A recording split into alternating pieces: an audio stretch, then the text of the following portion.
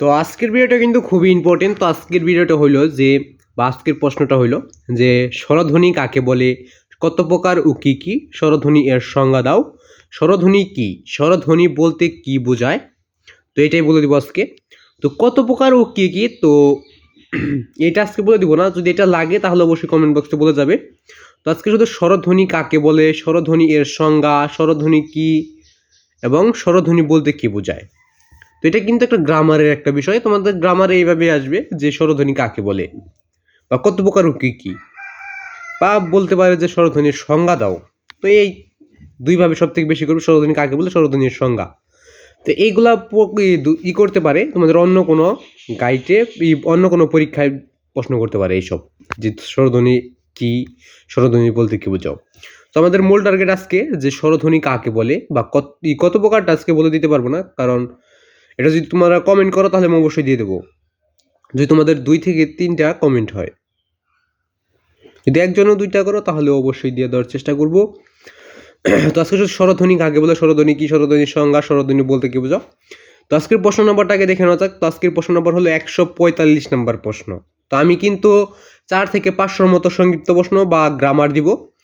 তো এখানে এই 4 থেকে 500-র মধ্যে গ্রামার থাকবে, তোমাদের সংক্ষিপ্ত প্রশ্ন থাকবে। এই সংক্ষিপ্ত প্রশ্ন শিখে নিলে তুমি প্রতিটা পরীক্ষার যে সৃজনশীলগুলো থাকে, সৃজনশীলের মধ্যে তুমি 70 মার্ক পেয়ে যেতে পারো। যেহেতু তোমাদের 100 মার্কের মধ্যে 70 মার্কই হলো তোমাদের সৃজনশীলে, তাই তোমাদের সৃজনশীলগুলো কিন্তু খুবই গুরুত্বপূর্ণ। তোমরা সংক্ষিপ্ত প্রশ্ন শেখা থাকলে সম্পূর্ণ সৃজনশীলের উত্তরটা দিয়ে দিতে পারবে। তো অনেকেই বলতে পারো এটা কীভাবে সম্ভব, যে সংক্ষিপ্ত প্রশ্ন শিখলাম, এর মাধ্যমে আমি কীভাবে পরীক্ষায় সৃজনশীলের ফুল মার্ক করব। তো সেটা বলে তারপর আজকে উত্তরটা দেখাই দিব এটার। তো সঠিক উত্তরগুলো পেতে চ্যানেলটা সাবস্ক্রাইব করবে। আর অনেকে বলতে পারো উত্তরগুলো কোথায় পাচ্ছি, আমরা যেভাবে শিখছি তোমাদের ওইভাবে শিখিয়ে দিই। তো আমি কিন্তু এখন বর্তমানে কলেজ সেকেন্ড ইয়ারে পড়তেছি বা ইন্টার সেকেন্ড ইয়ারে পড়তেছি। তো স্বরধ্বনি কি, স্বরধ্বনি কাকে বলে, স্বরধ্বনির সংজ্ঞা, স্বরধ্বনি বলতে কি বোঝায়, স্বরধ্বনি কি। তো সৃজনশীল কীভাবে সম্ভব, তোমার সৃজনশীলে ক নাম্বার আসবে একটা সংক্ষিপ্ত প্রশ্ন, বলতে পারো যে এটা আপনার 4 থেকে 500 সংক্ষিপ্ত প্রশ্নের মধ্যে আসলো, দিয়ে দিলাম ক নম্বর দিলাম। খ নম্বর আসবে এইভাবে, স্বরধ্বনিটা ব্যাখ্যা করো। আমি যে নিচে তোর উত্তরটা দেখাই দেবো, ওইটা লেখার পর ওই সম্পর্কে আরেকটু লিখে দিলেই ব্যাখ্যা হয়ে গেলো, খ নম্বর হয়ে গেলো। এরপর বলতে পারো যে ছোটো ক নম্বর তো অনেক বড়। অনেক বড় কেন, ওটা তোমার নিজেকে তৈরি করতে হবে। ছোটো গ এবং উপরে যে উদ্দীপকটা আছে, এই দুইটার মাধ্যমে তোমাকে একটা উত্তর তৈরি করতে হবে, যেটা নিজেকে সৃষ্টি করতে হবে বা তৈরি করতে হবে। সৃজনশীল মানে কি, সৃজনশীল মানে হলো নতুন কিছু সৃষ্টি করা বা তৈরি করা, নতুন কিছু তৈরি করা বা নতুন কিছু সৃষ্টি করা।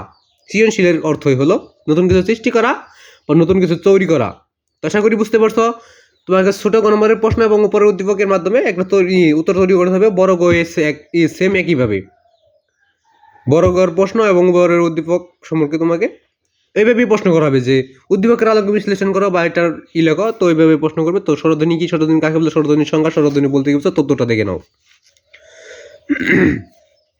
যেসব ধ্বনি উচ্চারণের সময় বায়ু মুখ গহ্বরের কোথাও বাধা পায় না, সেগুলোকে স্বরধ্বনি বলে।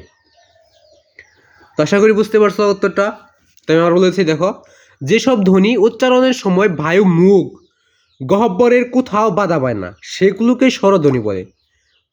মানে স্বরধ্বনিগুলো কোথাও বাধা পাবে না, মুখের উচ্চারণের সময় কোথাও বাধা পাবে না, ওইগুলো হলো স্বরধ্বনি। তো যেসব ধ্বনি উচ্চারণের সময় বায়ু মুখ গহ্বরের কোথাও বাধা পায় না, সেগুলোকে স্বরধ্বনি বলে। তো আশা করি ক্লিয়ার এটা। তো সবাই নোট করে রাখবে খাতায়, তাহলে তোমরা পরবর্তীতে আবার শিখে নিতে পারবে। চর্চা না করলে কিন্তু সবাই ভুলে যাবে। তাই তোমরা সকলে চর্চা করবে, বেশি বেশি যত বেশি চর্চা করবে তত বেশি তোমাদের মনে থাকবে। তাই খাতায় লিখে নোট করে রাখবে এগুলা, এবং পরবর্তীতে পড়ে নেবে বা ইউটিউবে সার্চ করেও তোমরা দেখে নিতে পারবে। তো পরবর্তী ভিডিওতে ইনশাল্লাহ দেখাই দেওয়ার চেষ্টা করবো যে স্বরধ্বনি কত প্রকার ও কী কী। তো আজকে দেখাই দিতে পারলাম না, যেহেতু আমি নিচে এটা লিখি নাই।